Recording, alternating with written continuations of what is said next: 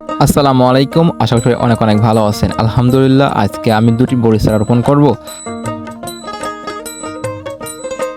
এর মধ্যে একটা হচ্ছে টক মিষ্টি কুল বড়ই এবং আরেকটা হচ্ছে বল সুন্দরী বড়ই। টক মিষ্টি কুল বড়ই চারাটি আমাদের বাড়ির উঠানে লাগানো ছিল এবং সেখান থেকে সেটা তুলে নিয়ে আসলাম।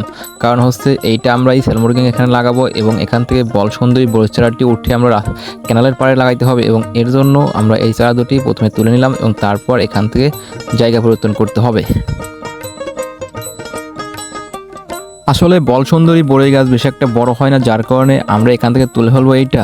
কারণ আমাদের সেলো মেশিনের এখানে অনেক কাজ করতে হয়, এর জন্য আমরা টক মিষ্টি কুলবড়িটি এখানে রোপণ করব এবং টক মিষ্টি কুলবড়ি চারাগুলো অনেক বড় হয়ে থাকে এবং এখানে অনেক সুবিধা পাবো, যার জন্য আমাদের এই গাছটা এখানে রোপণ করতে হবে।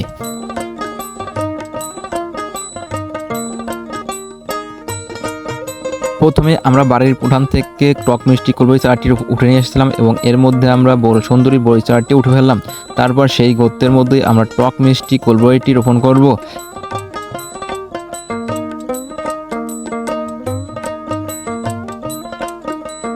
অবশেষে আমরা বল সুন্দরী বড়ি চারার গর্তে আমরা রোপণ করে ফেললাম টক মিষ্টি কুলবড়িটি এবং তারপর সুন্দরভাবে ঝুড়ো মাটি দিয়ে সুন্দরভাবে এঁটে দিচ্ছি এবং এটা শেষে আমরা একটা নড়ি গেঁদো যাতে গাছটা নড়াচড়া না করে এবং সুন্দরভাবে বেড়ে উঠতে পারে, যার জন্য আমরা সুন্দরভাবে একটা বাঁশের খুঁটি গেড়ে রাখলাম যাতে গাছটি নড়াচড়া না করতে পারে এবং গাছটি নড়াচড়া করলে মারা যাওয়ার সম্ভাবনা থাকে বেশি।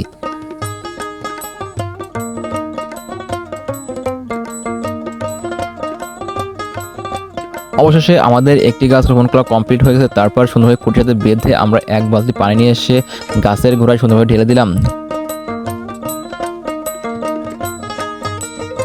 একটি গাছ লাগানো শেষ করে আমরা সমস্ত কিছু গুছিয়ে নিয়ে চলে আসলাম। আরও একটা গাছ রোপণ করতে হবে এবং সেটা রোপণ করবো আমরা আমাদের এই জমির পাশে কেলান বয়ে গেছে এবং কেলানের ধারে আমরা লাগিয়ে দেবো যাতে গাছগুলো থেকে বড়ইগুলো হলে মানুষজন খাইতে পারে এবং এর জন্য আমরা হচ্ছে কেলানের পাড়েরগুলো এই গাছটা লাগিয়ে দেবো। এবং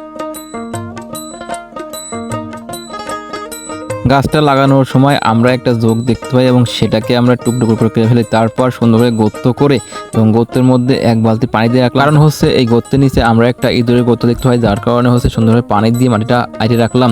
তারপর আমরা এখানে গাছটা রোপণ করে দেবো যাতে গাছটা সুন্দরভাবে বেড়ে উঠতে পারে।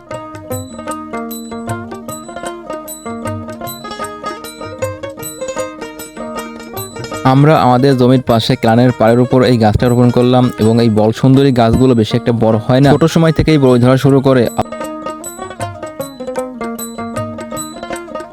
ইনশাল্লাহ আগামী বছর থেকে এই গাছে বই ধরতে পারে আল্লাহর রহমতে।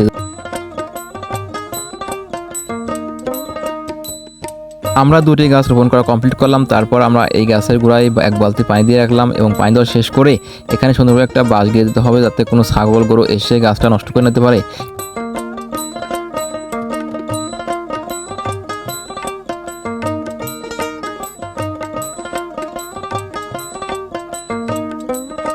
এইভাবেই আমরা সুন্দরভাবে বাঁশের খুঁটি গেড়ে বাঁশটা বেঁধে রাখলাম যাতে ছাগল গরু এসে গাছটা নষ্ট করতে না পারে এবং আমাদের এই কাজটা শেষ করে আমরা বাড়ি চলে দেবো।